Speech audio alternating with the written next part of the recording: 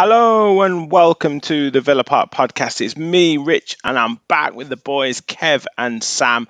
And first of all, I want to say happy Rotterdam Day. Happy Rotterdam Day, boys. Kev, it is 1982. Could we be doing it next season? You cut out a little bit, but I think I just about caught that. 1982, could we be doing it next season? Well, luckily, Rich, like you, I remember it well. I was a 1-year-old boy watching it gleefully from my dad's arms. But yeah, no. What a magical moment for the club, and to be there next season. First time we've actually been in this competition, the premier competition, really, in world club football. You have to say. Since we were defending champions in the season 82-83. So 41 years, 42 years. Absolute magic, yeah. And hopefully there's a nice little sort of, kind of juxtaposition of us just qualifying for it and next to us now, obviously remembering that we actually did win it. So it cements in people's minds, I think, that well, maybe, we're not just a flash in the pan one season wonder, but we've got a bit of history. But can we get to those sort of heights again? Well, you never know. You never know. Well, tonight is the night where we go through our pre-season predictions from last year. You guys can get involved in the chat, have a bit of fun. Someone on the panel tonight did predict us to finish somewhere within the top four. We will find out who that is in a bit. But first of all, make sure, guys, you hit that like button, hit the subscribe button as well. We have had some phenomenal growth over the last few days. We are 60 away from 4,000. So if we could do it this week, would be amazing. We've got a couple of really nice shows as well for you this week. So please hit the subscribe button. And we've also set up, thanks to Mr. Martin Leonard Sr., a WhatsApp community. So if you look at the link at the top of pinned at the top of the chat, just here, you can join our WhatsApp community where we'll post news, post views, post any kind of Villa news, any Villa related news, or news of our shows in our community. So please do click the link and join, and you can get involved. So we're going to go through our predictions, boys. We did last season. We went through who we thought would be the player of the year, the young player of the year, the dark horse player of the year, the disappointment of the year, where we thought we would finish as a club, what we thought the top four would be, and would Villa be included in that.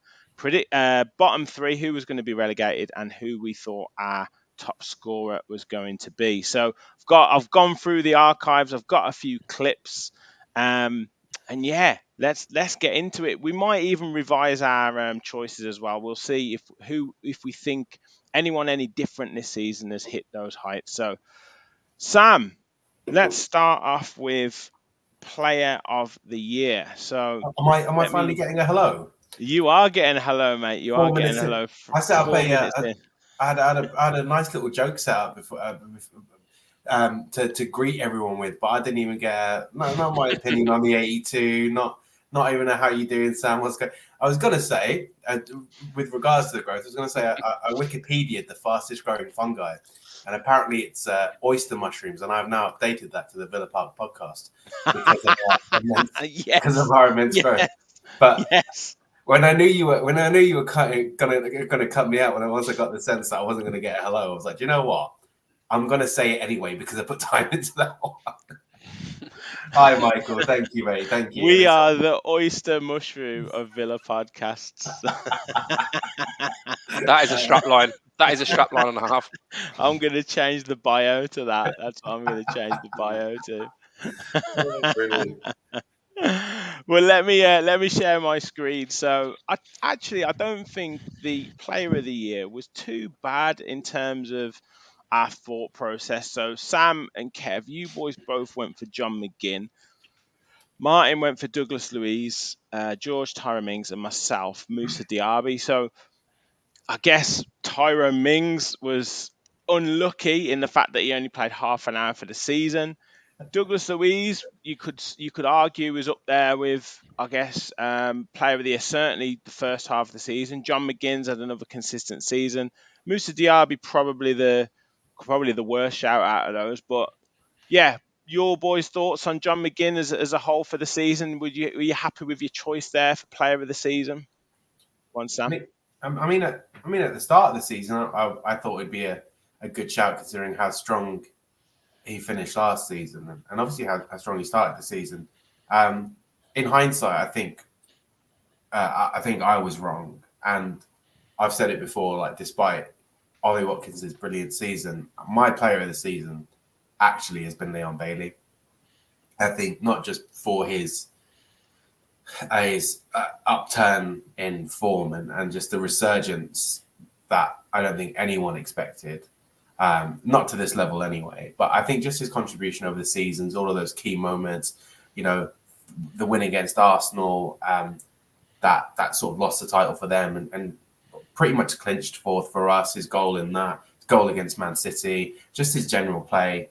I think 100%. I think Bailey for me would have been my Player of the Season, but before everyone started getting tired, I think John McGinn was playing brilliantly. I know he had a bit of a downturn at the end of the season, but I think it was a fair shout when we made it.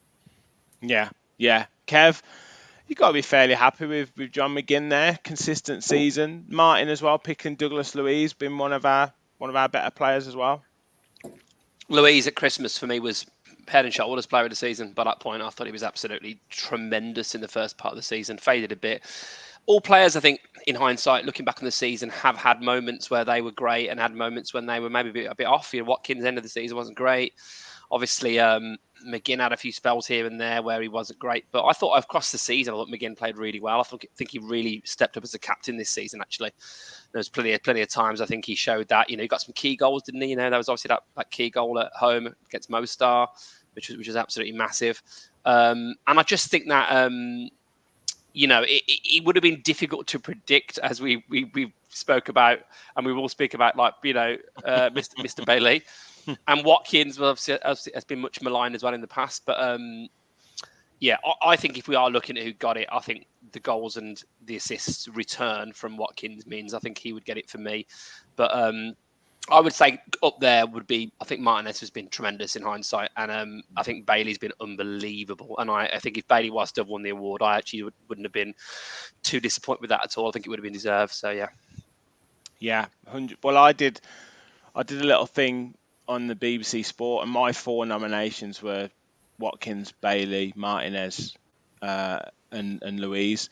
And again, probably high recommendation for McGinn, Konsa, and Pau Torres. So, but I think someone's put in the comments, there's so many players that have had good seasons, and you don't finish fourth with the number of players not playing very well. So you're going to have great performances across the season. So yeah, it stands to reason.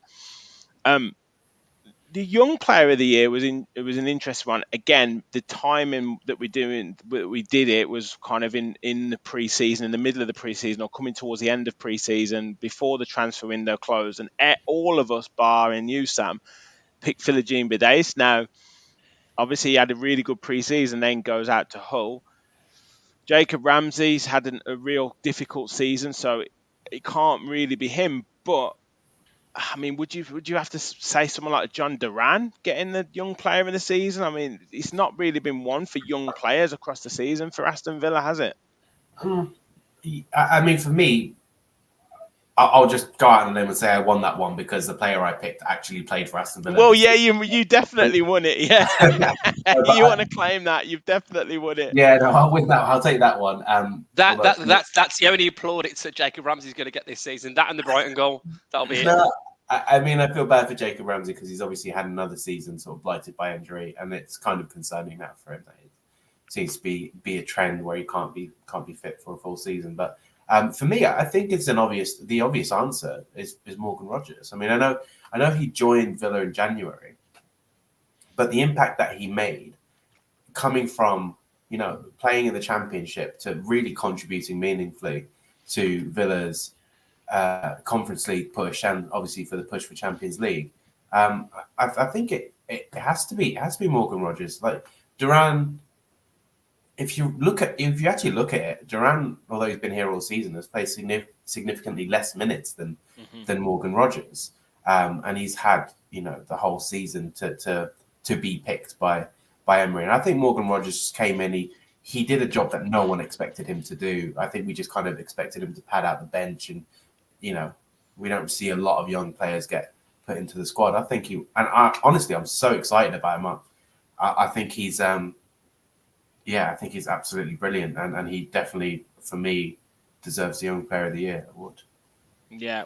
Kev, do you think it was a shame that we didn't see Philogene Bidace come through in the season?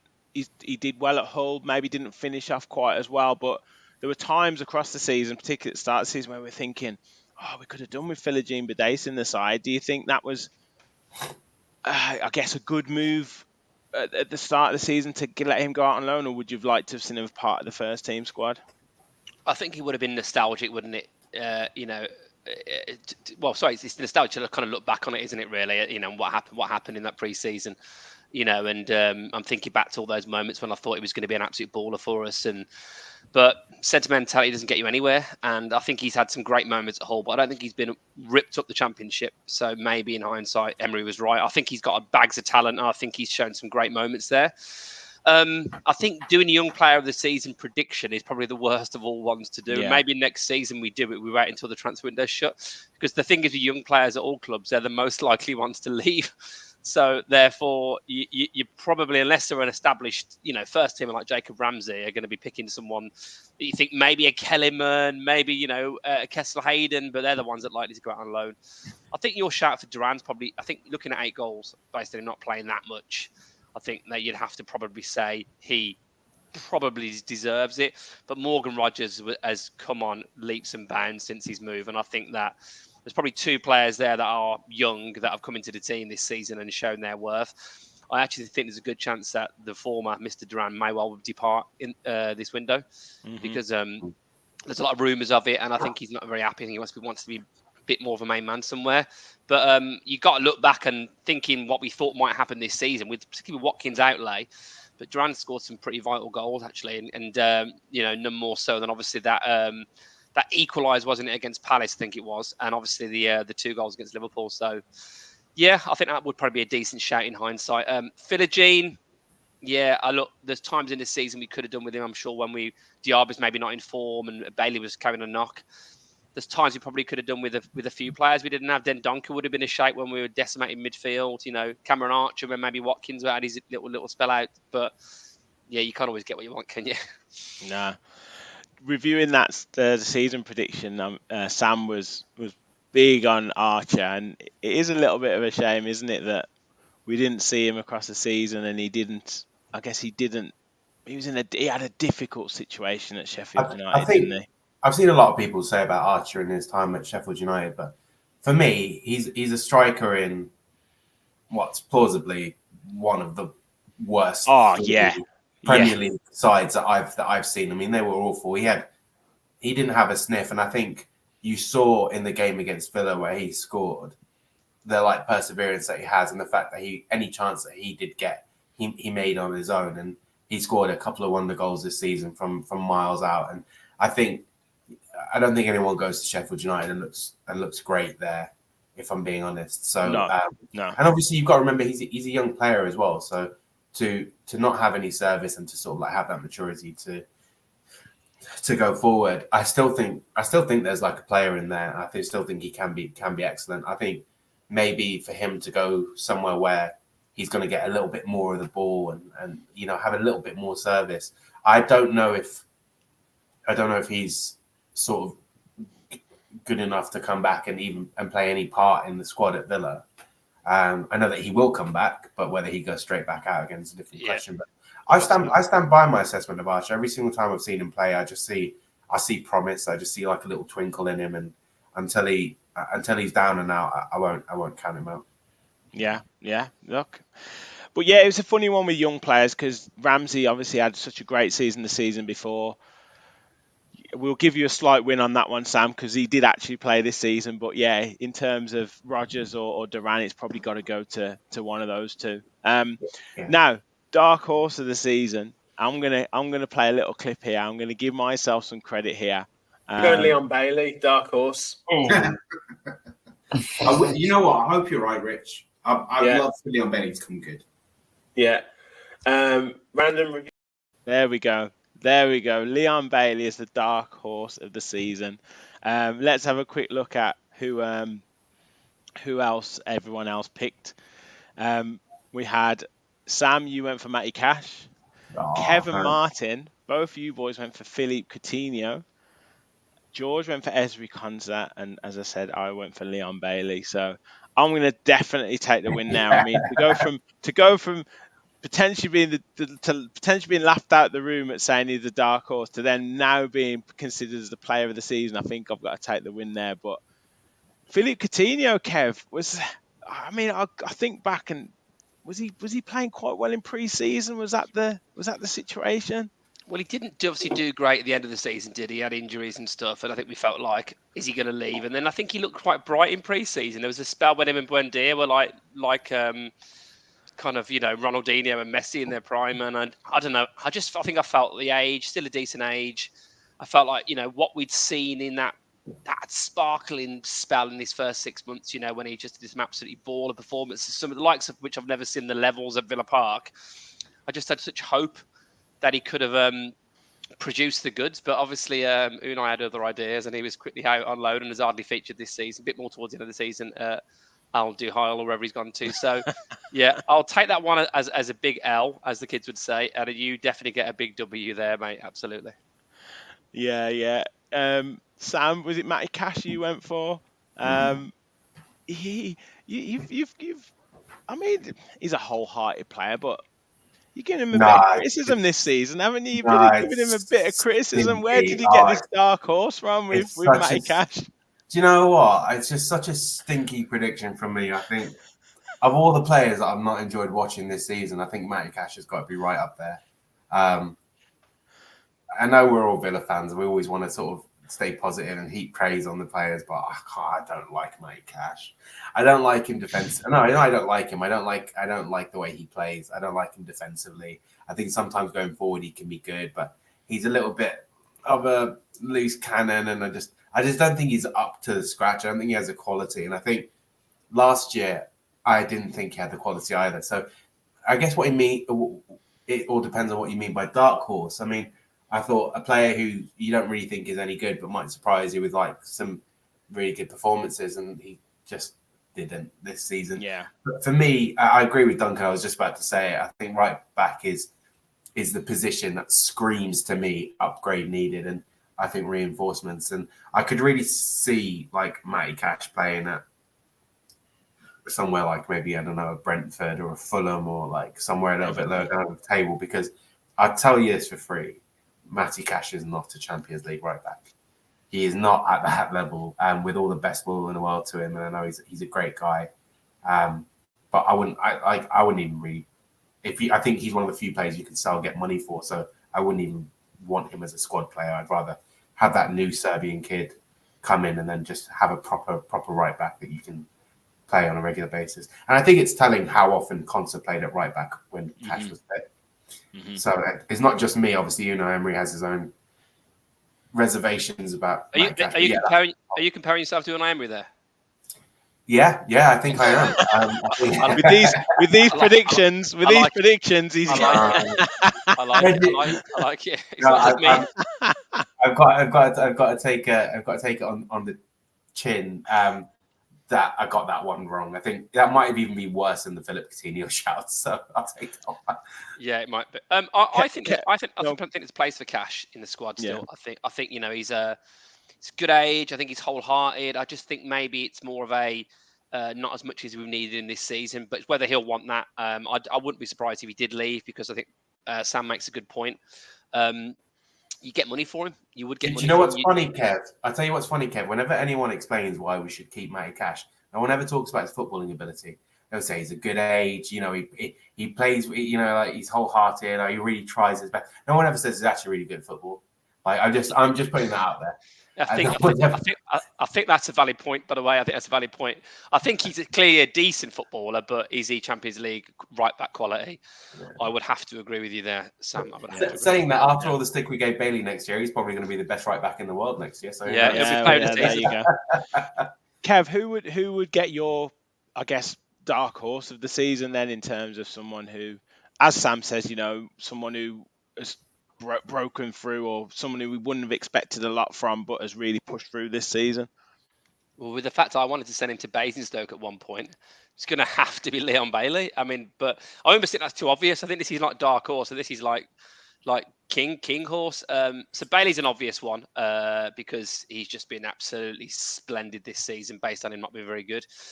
Other than that, a player that may be surprised, I'd probably have to say, I know he faltered a little bit the last few weeks, but I'd have to say Luca Digne. I was going to say Luca Dean. Yeah, Luca Dean. Where my choice was going to be. Yeah, I think he's been very good for a lot of the season. I see Konsa's been given a shout. Yeah, Konsa for me it's just been an absolute quality defender all the way through. Oh, I knew he was. Can I say why Konsa can't be a dark horse? Because you expect him to play. Yeah, he was already brilliant.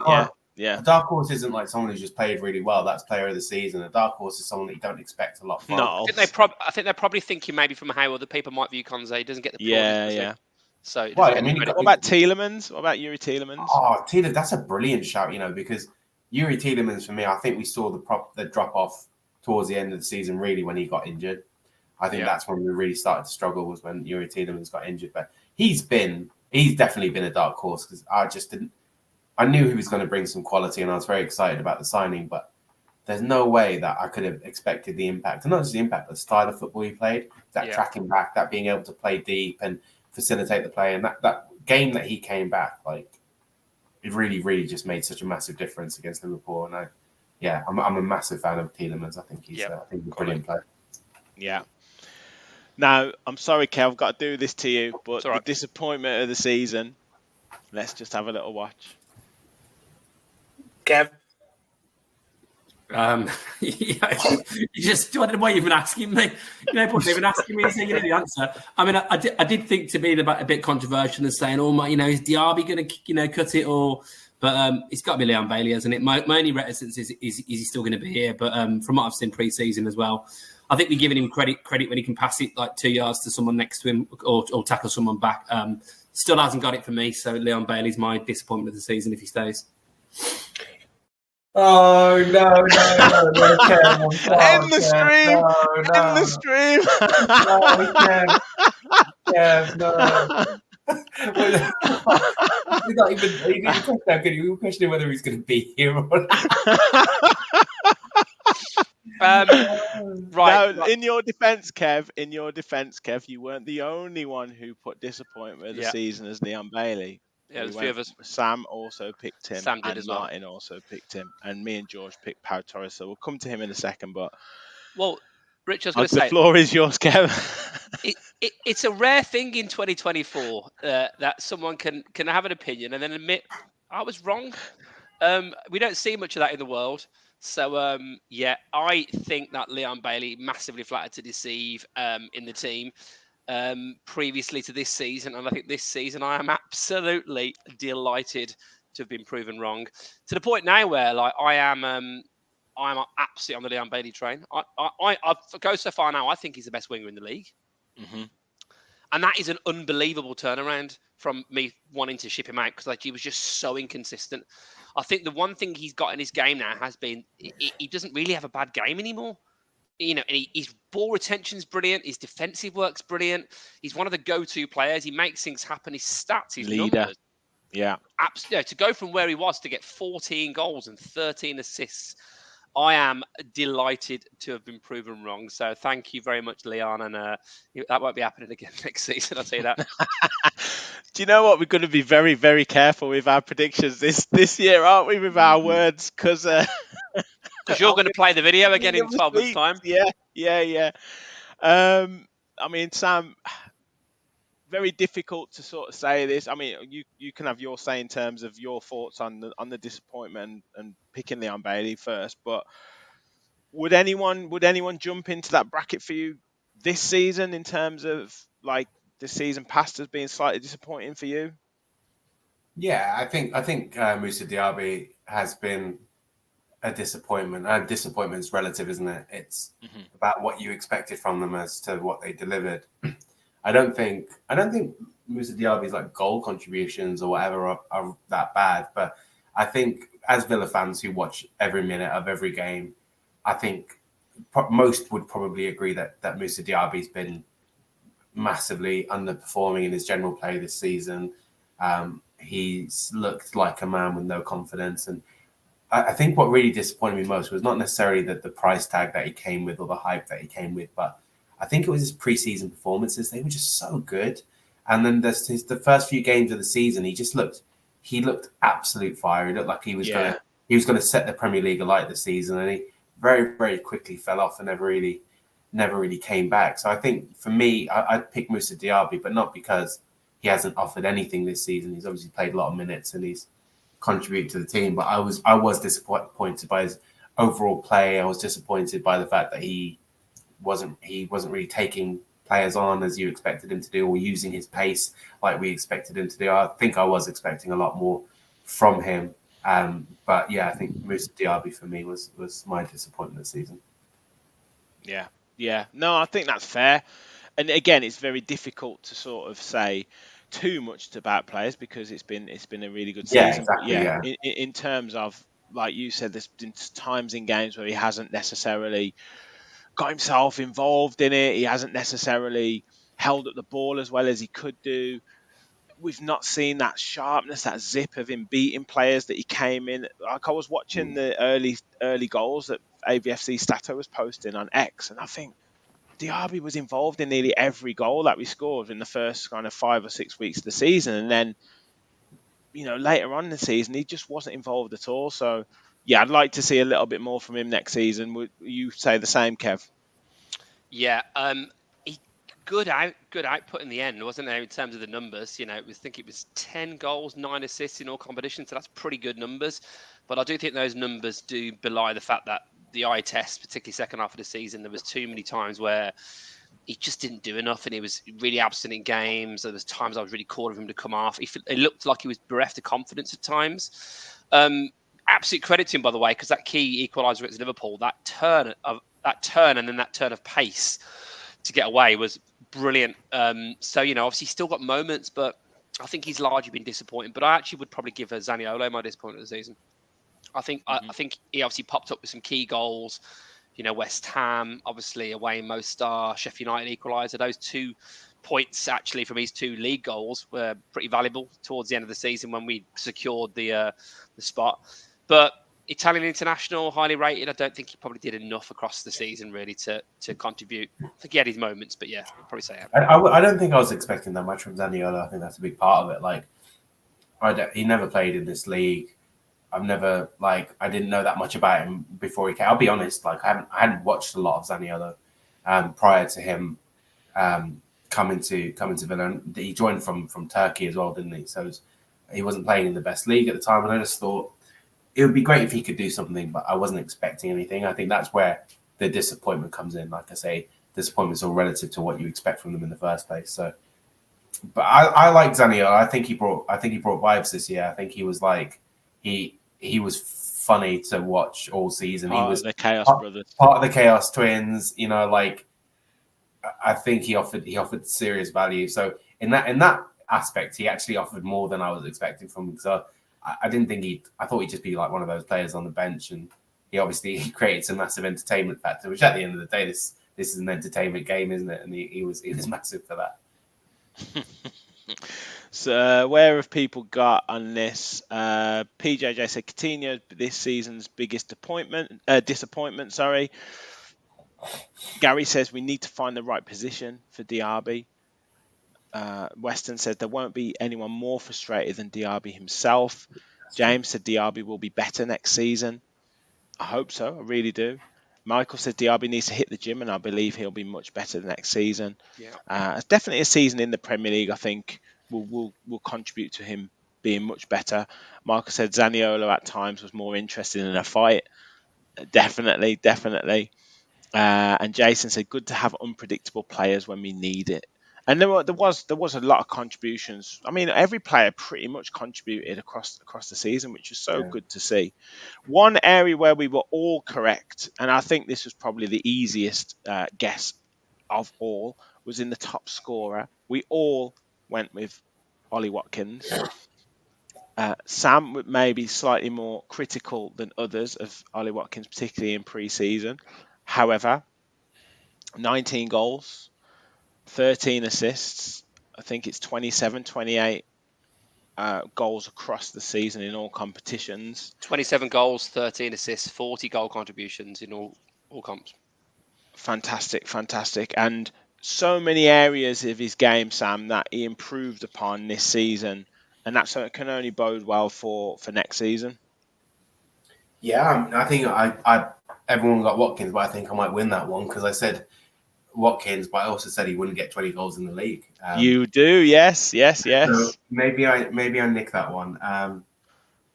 No, I mean, look, Ollie Watkins was always going to. I mean, on the basis that he stayed fit, I think Ollie Watkins should. I think your striker should always be your top scorer, especially one that plays every minute of every game. The only time I saw him get subbed off this season was against Crystal Palace, and even that was like the 75th minute.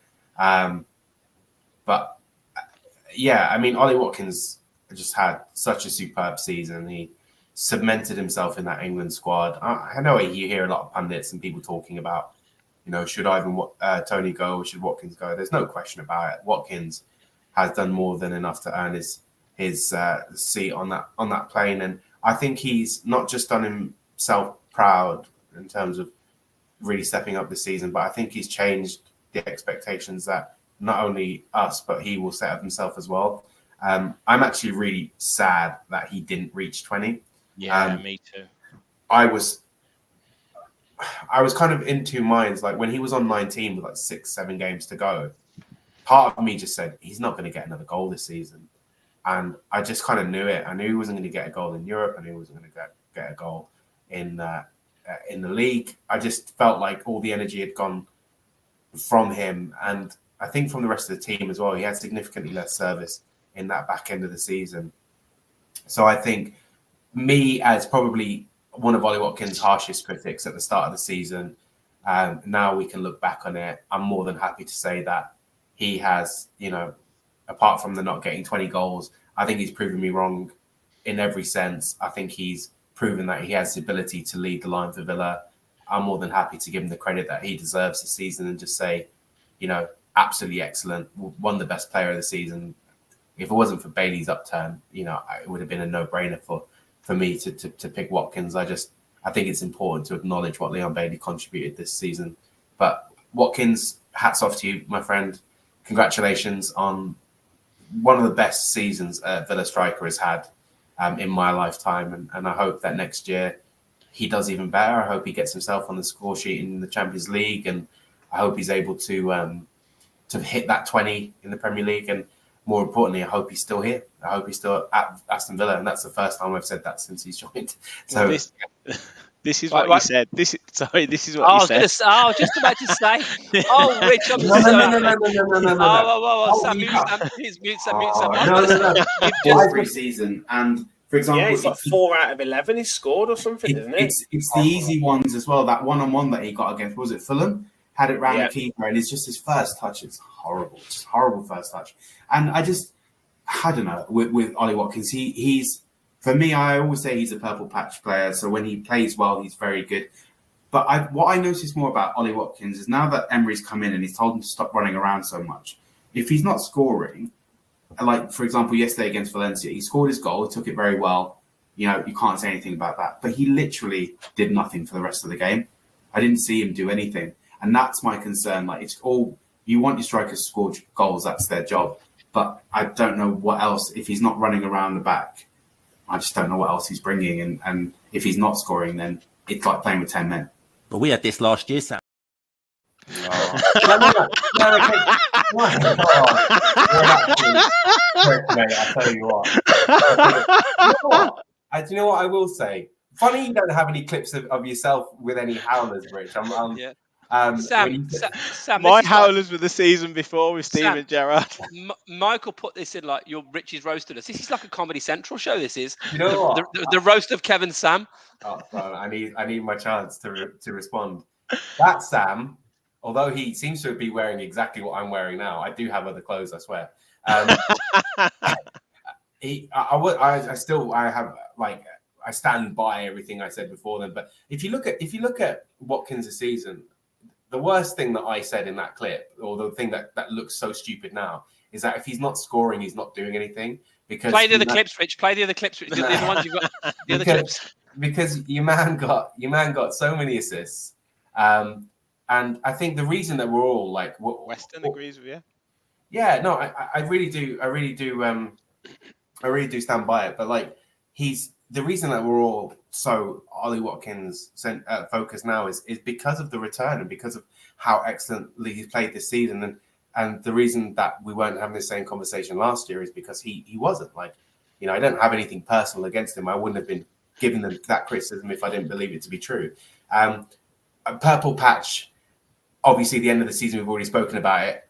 He dropped off significantly over the last few games. But like I say, that was down to everyone playing worse, everyone being tired, him not getting any service. And I don't blame him for it. I don't blame him for, going those few games without scoring. But I'll acknowledge now that clip doesn't make me look very smart. So I'll no, but like I say, I'm holding my hands up. Fair play to Ollie Watkins. Brilliant season. I hope he goes and does it again. I hope he hits his 20. And I think he's a massive part of why we got Champions League and had the season that we had. So just to kind of, I'm not going to rub it in anymore, Sam, because I've had my baby. I have a feeling you are, Kev, but carry on. No, I'm actually not. I'm actually going to say one of the things I think about Watkins this season was, and this was particularly in the run-in, was even though he obviously did quieten down in terms of goals, that performance against Bournemouth was absolutely unbelievable. You got 2 assists, didn't score, did everything he could to score. I thought everything about his game that day, his hold-up play, his work rate, his quality. He looked like the complete striker. He did everything but score that game. And I just think it does show that actually there's way more to his game. I know he does sometimes go quiet like some strikers do, but I think that's largely... I don't think that's as much now as him not retaining the ball or not having a good touch. I think it's just him not being involved in the game because our number 10s, our wide players aren't connecting the ball to him well enough. I think actually one of the big things you find is when you don't have Torres in the team, it massive affects going forward. Look at what Guardiola said the weekend about the impact that Martinez had for Man United in defence and playing the ball out of defence and passing, and that's what Torres does for us. So look, Watkins, what a season. Fantastic season. But I do think you see with a game run, was it 6 games he didn't score at the end of the season? There is still that in there, isn't there? So I think for me, I think that Watkins suffered from having to be the only option for so long. I mean, obviously maybe there's an issue with there's been reports throughout the season that Duran and Emery have not been getting on great, or that he's not very happy, or when he deletes his Villa posts off Instagram or likes all those Chelsea tweets or whatever he does. So maybe there's a bit of issues there. But I think Ollie Watkins may have actually benefited from a break at some point this season. Maybe when we're winning games significantly, just bring him off for 20 minutes. Like, I think he played a bit too much this season and too much expectation. I think, again, the important thing to remember is what would have happened to Villa. Forget Ollie Watkins. Think about the club. What would have happened to Villa if Ollie Watkins had done an ACL like everyone else in the squad did in January? We wouldn't be sitting here talking about Champions League football. We'd probably be talking about 12th or 13th or something like that. So Ollie Watkins has been fantastic. But I think he's been asked to do a lot. I think he's been asked to do a lot, and he's dealt with it admirably. And what's most impressive about Ollie Watkins is how much of a machine his body is. Like, he doesn't get injured. He's always available, but I'd like to see another striker to supplement him. Obviously, look, he's the number 1 striker for us, second best English striker in the world at the moment, or in the country, I guess. Don't say the world, but I think it'd be nice to see a striker who's actually going to get some minutes play next to him next season. Yeah, 100%. Guys, we have over 100 people watching. I hope you're enjoying us going through our pre-season predictions. If you are, or if you're not even, hit the like button anyway, hit the subscribe button. We are very, very close to 4,000 subscribers. Amazing if we can do that very, very soon. So please do please hit that subscribe button. I do just want to shout out our show sponsors as well. Football Prizes, they have a new prize on offer now to win a signed Pau Torres shirt. So please visit footballprizes.co.uk and search for the Pau Torres competition.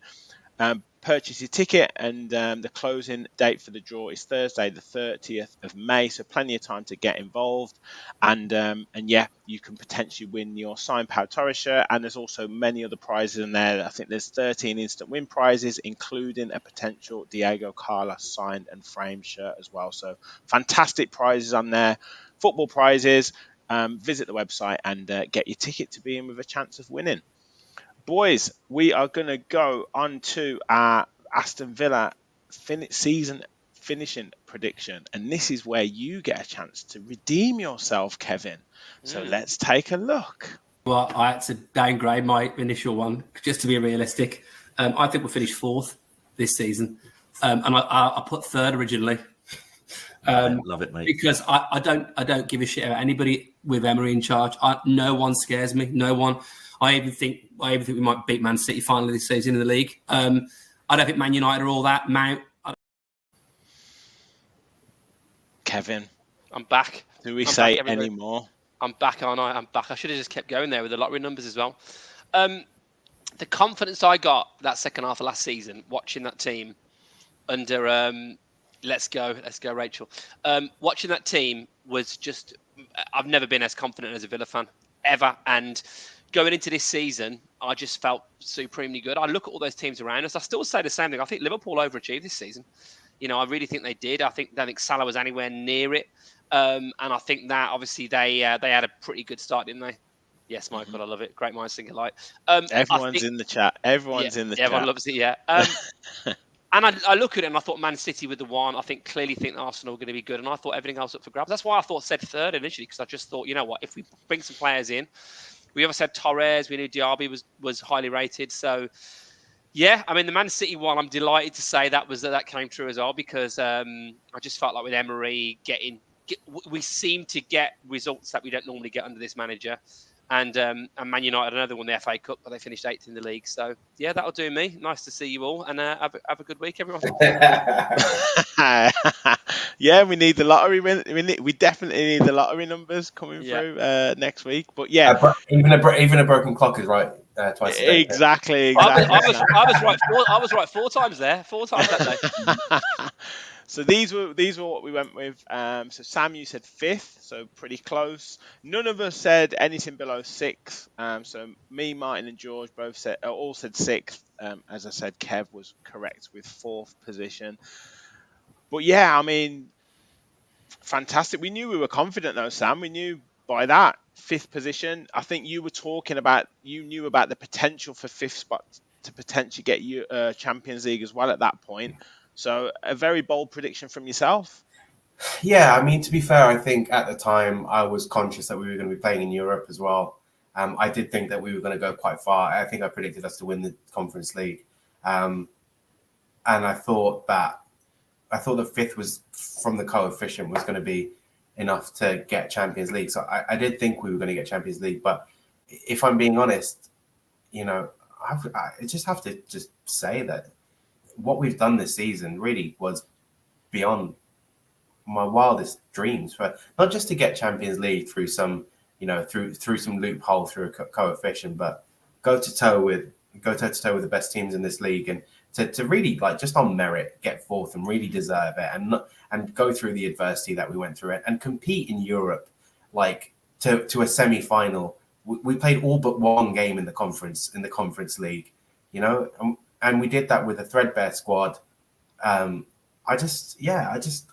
still amazed, actually. Like, I don't look back on that prediction and say, oh man, I was so short-sighted, I wasn't confident enough. I look now and I'm like, how in God's name did we actually achieve higher than what I thought? Because I thought it was being optimistic. But yeah, I think it just goes to show, like, what an incredible season we've had. I think everyone said it, but in my lifetime, the best season I've ever seen, and I can't believe it. I'm still the season's been over for what is it, a week, 2 weeks now, and I'm still like on cloud 9. I don't know what's happened.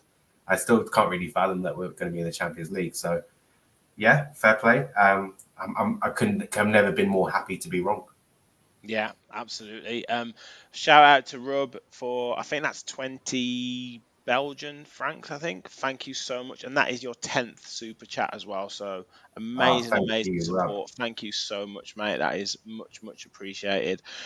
Kev, I was going to just mention, Sam talked about Villa not getting into the Champions League via the back door in terms of coefficient, actually deserving it. And we did actually deserve it, because if you looked at our record against the top four, I believe it was the best. It was. And this is the thing about it. I mean, I know we, again, dropped off at the end of the season. Luckily, Spurs dropped off, like, as Spurs do. Yeah, I think they're the Euro, aren't they, Belgium? Swiss francs. Sorry, Swiss francs, yeah. Yeah. But this is the thing that gives me the most confidence. I know, obviously, we had some bad results against teams around us. That people pointed to that, didn't they? You know, obviously, Spurs beat us badly. Although we did win away from home. So, you know, we had a away win each. Newcastle beat us, obviously, a couple of times. Man United's beat a couple of times. But look at our performances against even the Arsenal. We got 6 points from Arsenal. We got 3 points from Man City, and we really kind of gave up at their place with the amount of changes we made. You know, we beat Spurs. I think Liverpool, we got a draw, and feasibly could have won that game. This is the thing with Villa now, is I think when Villa are at it, I think Villa can really compete with anybody. That's why I'm confident for the Champions League. If we can create, I don't mean confident for the whole tournament, by the way, but I mean confident in terms of our ability to at least. Predictions coming soon. Wow, hey, listen, you know how optimistic I am. Let's see what happens with the transfers, mate. I'm keep watching your transfer rumor shows and salivating. So,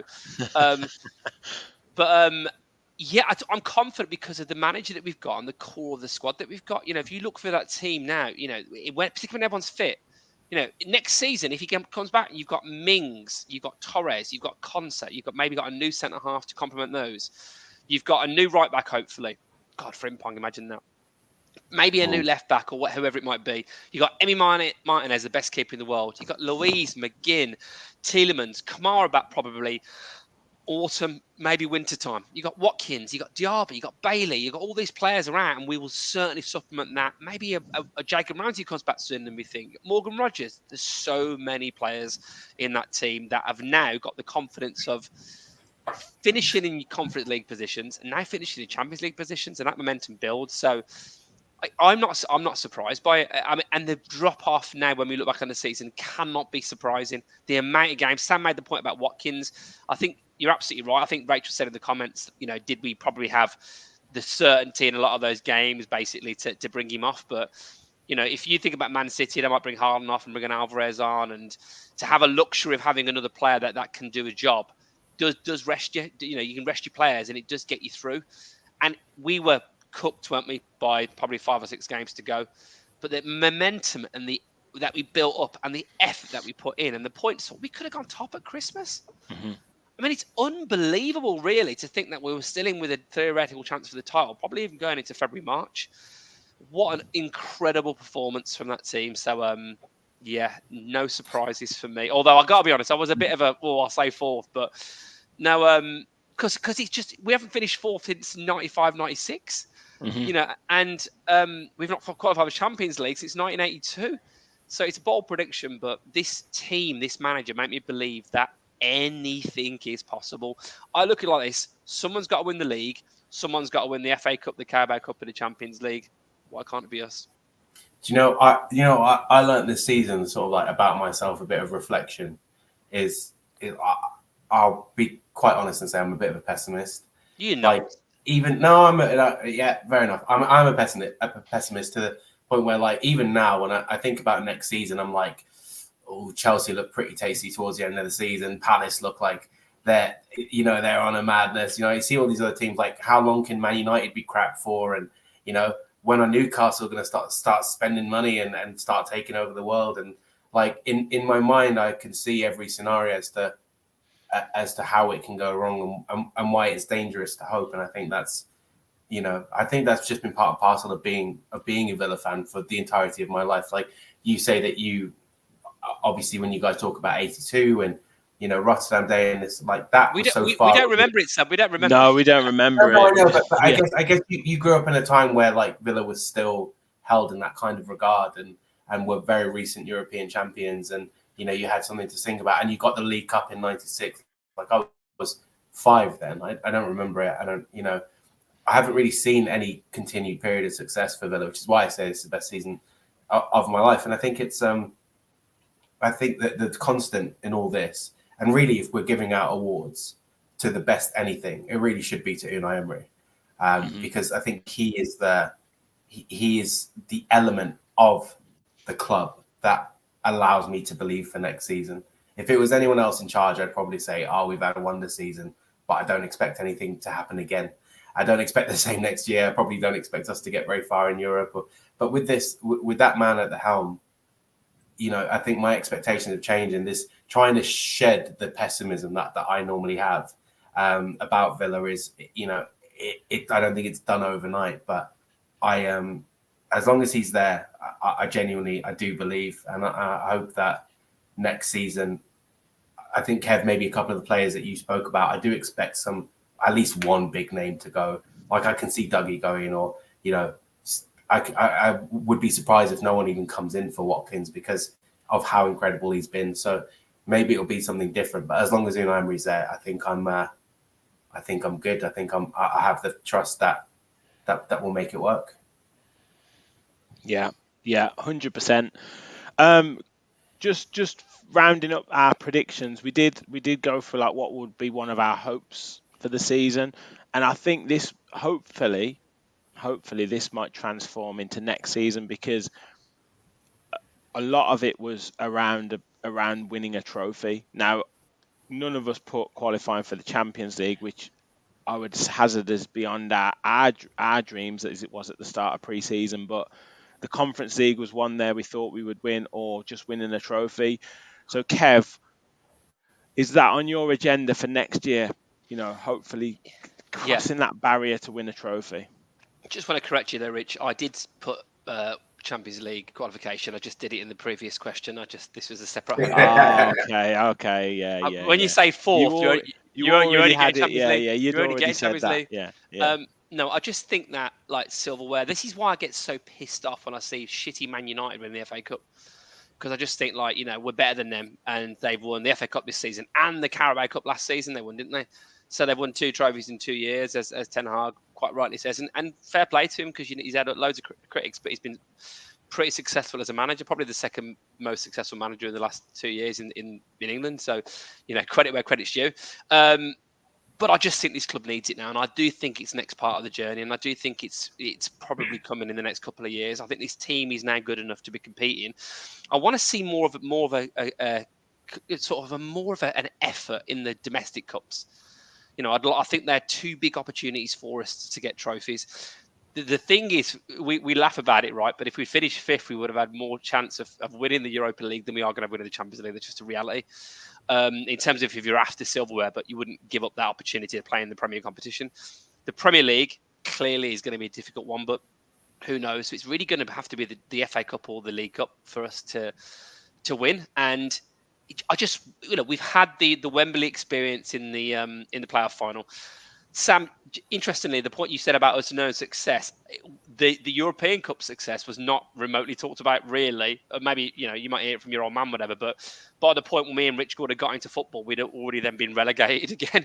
So we were built on probably a second place finish in 89-90 under Graham Taylor. Yeah, and 92, then 92, like the 93. UEFA Cup. Yeah. UEFA Cup game against Inter Milan. Beating Bosnich saving against Deportivo, and like, we had some pretty good moments. We finished around the top 4, 5, 6 in the league. A lot of those early 90s, won a couple of League Cups. I think the problem is, for me, when I look at domestic trophies, all you have to do is like go through the winners of domestic trophies, and I think maybe in my lifetime, who were the anomalies? Was it Wigan winning the FA Cup, Leicester winning the FA Cup? Mm-hmm. It doesn't happen. It's always the same teams that win it. It's always, the Man United, no matter how badly they're doing, the Liverpools, the Chelseas, Arsenal winning the FA Cup. You don't even see teams like Newcastle or like Brighton, or you never really even see anyone challenging. I can't remember the last time someone outside of the usual suspects was even in a final. I think it's quite, obviously Coventry City getting sort of very close is a nice little fairy tale, but even if they'd have got to the final, they would have got battered. And I think that's part of the problem for me, is I always just think, who's going to win? Are Villa really going to win a domestic trophy? Like, if I'm being honest, I don't really care about the Carabao Cup. I think the FA Cup holds a lot of weight for me. The League Cup, I've never really been that interested in. But I think it's a starting point, though, isn't it? Because it's that experience of winning as a team. And if you were to win, I'm pretty sure the first trophy that Man City won on their when they started to become a big team was the League Cup. I'm pretty sure. But I think, I mean, again, maybe this is me being pessimistic without even realizing it. We're not really on the same trajectory that Man City were when they started on that little thing. Like if you want to win something, you want to win something that holds some weight. Like I'd love to win the FA Cup. Like that for me, the FA Cup was always the big cup, and I never really cared about the League Cup or the Coca-Cola or Carling Cup or now Carabao, whatever it was called. So for me, I just think I'd love to win a domestic trophy, but I really feel like the chance to win a trophy this season in the Europa Conference League, I think that was like the best one that I've seen for a really long time. That's the best chance. That's the best chance we're going to get probably at all, because but it's the squad ultimately, then the injuries that cost us. But that is the problem with our sort of like limitations as a club in terms of if spending is gonna be associated with revenue and stuff like that, we're just never going to have the type of revenue that some of the bigger clubs have. We can improve our revenue streams, but we're never really going to have enough to compete on sort of a super regular basis unless we get the world's best infrastructure in terms of selling players and recruiting players. That's where our money's going to be made. So I think it's I think for me, like I'd love to win a trophy, but for me next season, if you ask me what I'd like, I'd go another Champions League finish and to do well and to do ourselves proud in Europe. But I don't expect to win the Champions League. I don't expect to get anywhere close. But if we can get out of that league system, for me, I think that would be an achievement. And then to finish in the top 5 or 6 again, I think that's where I'd go for. I don't know how unrealistic a trophy is. I don't know, Rich. Like, what do you think a trophy is a realistic expectation, or is it just like? Do you expect us to win a trophy in the next 5 years? Maybe, I don't know. Yeah, I'm the same. I'm the same as you, mate. I'm the same as you. I think I'd love to win a domestic cup competition. I just think if we're operating now on the fronts of Champions League and Premier League, and we want to be consistent in the Premier League to finish in a European spot at the end of the next season, then something is going to have to play second fiddle, and unfortunately it'll probably be the domestic cups, because you just can't operate at that level. You can't have the same players playing on a Champions League Tuesday night, then the Premier League on the Saturday, and then the following Tuesday in the Carabao Cup. It just isn't possible. So I think we're going to see younger players utilised, fringe players utilised, particularly in that Carabao Cup at the early stages. So I think I think it'll be 2 or 3 years moving forwards till if we somehow get decent draws and you get to the latter stages, you get to the quarterfinals or something like that, then maybe you can start looking at it. But I think Emery will have to, and we would expect him to prioritise the Champions League and the Premier League. It's just a fact. Yeah. I wonder with Emery as well. Like, if I don't have, I just said as long as he's there, I have confidence. But my only qualm, if I had one about him, was this sort of like hesitation to play young players, to maybe retain a few, like Philogene Bidace, or like play Duran a little bit more, or give Tim Irigoyen a bit more time. Do you think that he doesn't play the kids that we have because he doesn't think that they're at a certain standard, or do you think he just doesn't like playing kids? He likes to play with his best team because he likes to win. Because if you look at teams like Liverpool and Man City and even United to a certain extent, you look at their match winners yesterday, Kobe Mainoo and Garnacho. They're young players. Like, there is utility in bringing them in. Do you think Unai Emery just isn't the kind of manager who plays young players, or do you think he just doesn't like the young players he's got? Because we've got a really good academy system. Like, that's, Yeah, it's interesting. I've actually tomorrow be releasing a season review with AVFC Academy, and we did broach that question, and he said it's quite mixed in terms of how he thinks Emery views youth players in the youth side, and talked about Saka and Martinelli and one or two that he brought through at Arsenal, and kind of felt like it was he didn't necessarily have a choice than to bring them through. Yeah. Like, he had to play Saka because there was an injury crisis, and Saka kind of took his chance. And then there's an element of him, he has utilised young players this season in certain games in the Conference League, but maybe hasn't played them as much as they would have liked or as maybe as he could have done. And then sometimes these words that he's used for some of those young players, I'm thinking about Eric Bonham, I'm thinking about Kessler Hayden, particularly after January, didn't match his actions. Like he was saying how he wanted to back them, he was saying how he wanted to, they needed to be ready to step up, and then he didn't play them. Whether that was due to the fact that we took Champions League qualification right down to the wire and he didn't necessarily want to risk them, maybe that's the case. But I think the jury's still out on him as to how much he wants to use the young players and how much he wants to utilize them. And obviously that is going to come under more scrutiny and pressure next season because the ceiling gets higher and higher. If you aren't going to play young players in the Champions League, you're not going to play them if you want to try and qualify for the Champions League. And obviously the players that we're going to be looking to bring in need to be of a higher standard. So it's going to be even more difficult for those young players to come through. But we've spent a lot of money on our youth setup and our academy, and we've recruited, anyone who's ever played for West Brom's youth team. But they're basically our feeder club. We have, and we've brought we brought in such exciting young talent, and you see players like Philogene doing, on the Puskas list this year for his Rabona goal, and you see, players like Timo Bonham getting passed over for Callum Chambers, who's clearly past his best and is not.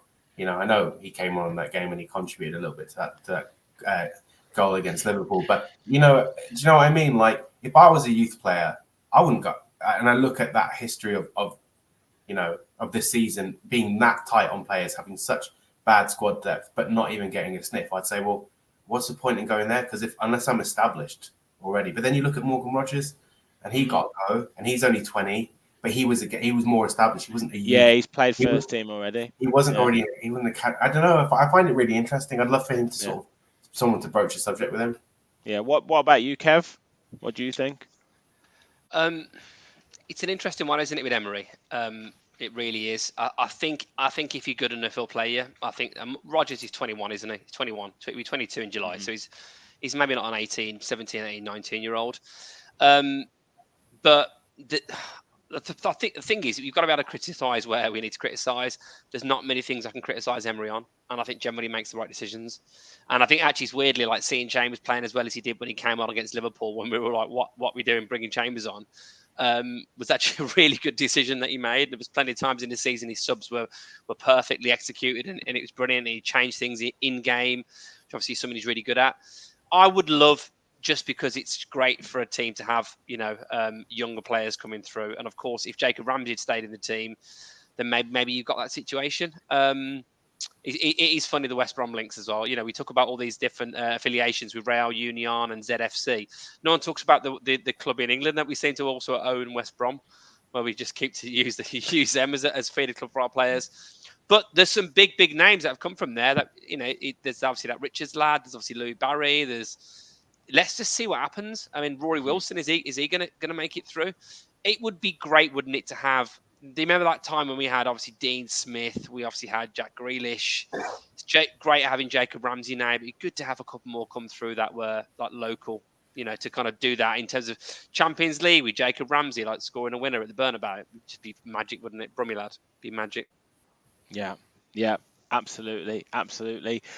Boys, I think we're going to maybe just call it a night now. Great reviewing the predictions from last season. It's going to be interesting to see what our predictions are going to be this season. Maybe we leave it till after the transfer window. We'll see how we go. But we've got to have our big calls. Is there anything that you want to predict early on? Is there anything that you want to say early on, Kev or Sam, in terms of what we think is going to happen next season? Quadruple. I do think we'll finish in the top four again. That'd be my prediction. I think, how we get on the champ, and I think we'll qualify for the next stage. I think we'll get out of that. I think we want to be one of the best 24 out of 32 teams to get through the Champions League to the sort of second round phase. And that'll probably do me for now. That's a decent prediction, mate.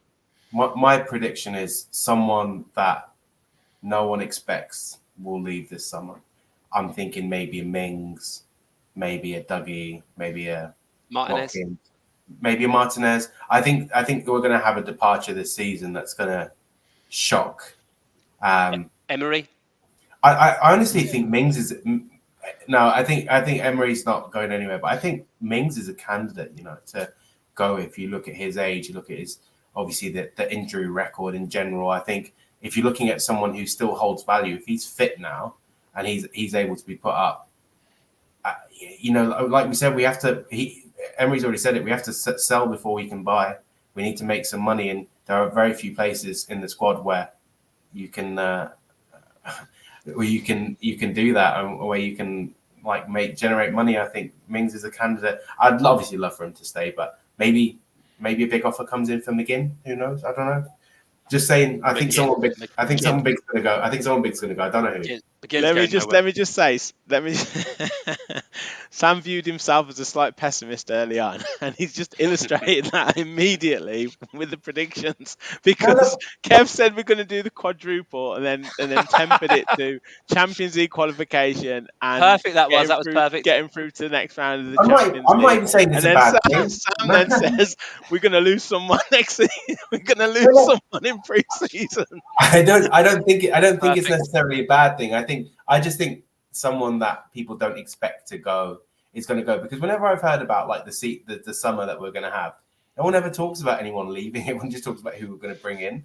And I think someone who's been with us for a while, maybe a Jacob Ramsey, like someone that will improve on it. I don't think it's going to affect us as a team. Yeah. Well, but I think someone I think that someone who. Ultimately, I think we'll only do it if it'll improve the squad, or we'll get a bunch of money for it. So it's not. No one's going to pull our pants down. But Sam, you're probably right. Sam, when your missus goes to the shops, do you think she's off with another fella? Why do you have to bring my missus into it? I'm not paranoid. If she's 2 minutes late, Where is she? Rich, do me a favor, mate. Can you just ask the question again very quickly? Yeah. Go on, very quickly. Right. We've got time. Early predictions before we do the full prediction show. Sam, what is your early prediction? I think that we're going to win La Liga. I think we're going to win Serie A. I think we're going to win all the domestic trophies in every country in the world. MLS. I think Unai Emery is going to be crowned the King of Spain, and I think John McGinn's going to get knighthood. There we go. What more can we say? McGinn wouldn't take it. He wouldn't take it from the king, would he, McGinn? He wouldn't take it. Can I just say one final point on Mings? I think Emery really likes Mings. I think the question will be whether he gets fit enough to be part of the squad, because his muscle wastage is like nothing I've ever seen. I know it's obviously got a bit better, but it's whether he comes back. I think if he's fit and he's strong, I think he is absolutely a key member of that squad. I think for me, if he was fit, he would start for me every game. I think he's that good. I think he's that good on the ball. Mings, he's really come on. And I think he's that defensive powerhouse that we've lacked this season. I think he'd give us a threat massively at corners, and our defensive set pieces will be way, way better with him there. So I think he's the player that Carlos wishes he could be.